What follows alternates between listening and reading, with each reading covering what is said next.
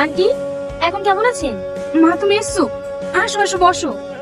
থাক থাক, আপনাকে উঠতে হবে না। আপনার ছেলে কোথায় গেছে? জানো মা, আমার ছেলে এত শিক্ষিত হওয়ার পরেও কোনো চাকরি পায়নি, তাই সংসার তো চালাতে হবে। তাই কদিন ধরে রাজমিস্ত্রি কাজে যাচ্ছে। কখন ফিরবে? এই তো সময় হয়ে এসছে, কিছুক্ষণের মধ্যেই চলে আসবে। ওই দেখো টনি চলে এসছে। কি ব্যাপার ম্যাডাম, আপনি কখন এসেছেন? তোমাকে বলিনি আমাকে লেনদেন করবে না? আমি তুমিতেই বেশি খুশি। আচ্ছা ঠিক আছে, তুমি একটু বসো, আমি আসছি। না না, আমার জন্য কিছু আনতে হবে না। আচ্ছা, আমি তোমাকে একটা কথা জিজ্ঞেস করি, তুমি এত শিক্ষিত হয়েও রাজমিস্ত্রির কাজ করছো কেন? কি করব বলো? কাল থেকে তোমাকে রাজমিস্ত্রি কাজ করতে হবে না। কাল তুমি আমাদের বাড়ি যাবে, তোমাকে একটা ভালো কাজ দেখিয়ে দেবো। ঠিক আছে।